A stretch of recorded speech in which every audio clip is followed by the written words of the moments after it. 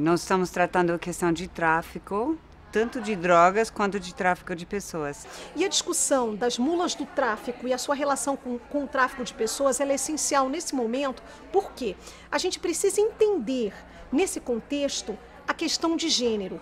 Por que as mulas, por que as mulheres, elas são instrumentalizadas nesse processo? Qual é essa simbologia?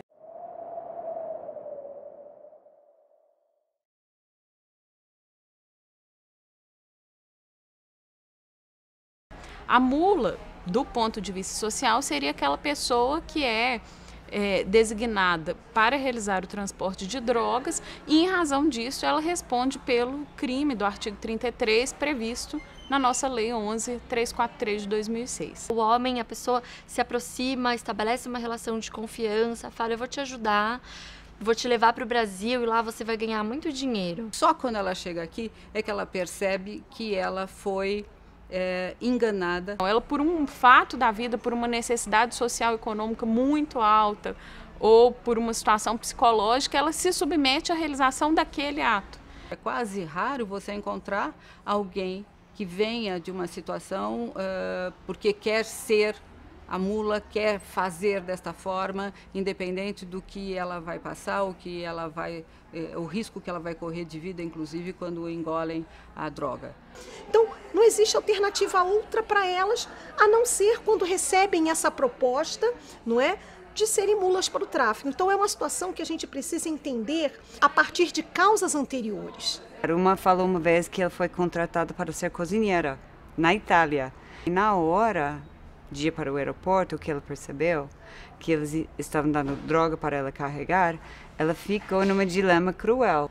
Eles sabem onde eu moro, eles conhecem minha família.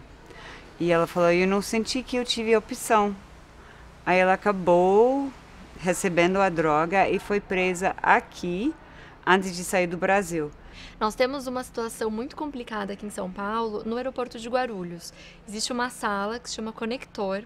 Algumas semanas atrás, uma moça que estava grávida e com 2 crianças, ela já estava mais de 2 semanas, tipo quase 2 semanas nessa sala. Conversamos com a Defensoria Pública da União de Guarulhos, eles foram até lá e o delegado proibiu o acesso deles.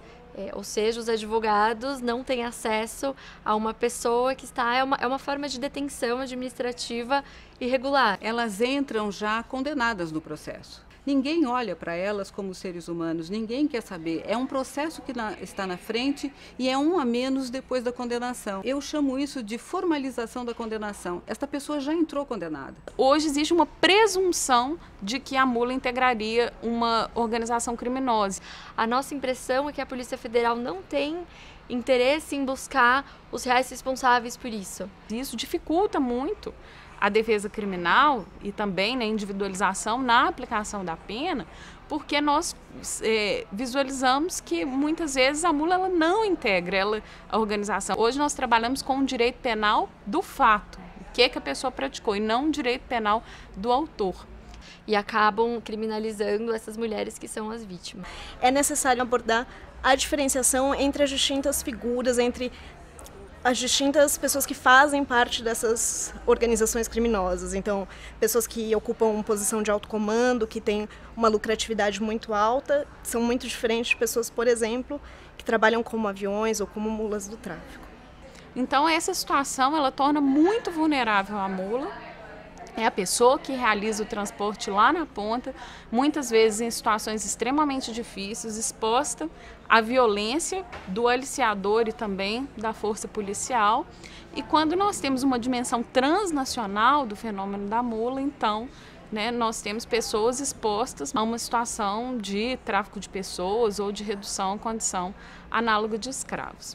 A gente tem um cenário internacional formado por principalmente pela ação dos Estados Unidos, que impulsiona convenções internacionais e políticas bastante interventistas. A consequência mundial dessa política internacional de drogas foi um inchaço do sistema, e que hoje, predominantemente, as mulheres se encontram presas no mundo inteiro em decorrência de crimes relacionados à droga. A gente precisa entender esse processo numa forma conjuntural muito maior. Entender que essas mulheres mulas para o tráfico, que podem também ser utilizadas pelo tráfico de pessoas para transportar drogas, elas têm um histórico muito anterior de violência doméstica. Não têm um lugar na sociedade, são invisibilizadas e muitas vezes elas são vistas como instrumentos de descarte social. A questão de droga é muito mais complexa, a questão de ser mula, a questão de tráfico, tanto de pessoas quanto de droga, é muito mais complexa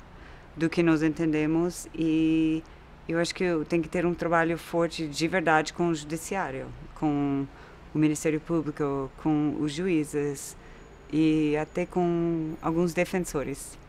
Nós precisamos trabalhar mais sobre os fatos do caso concreto e nós precisamos de entender o contexto e o drama desse trajeto.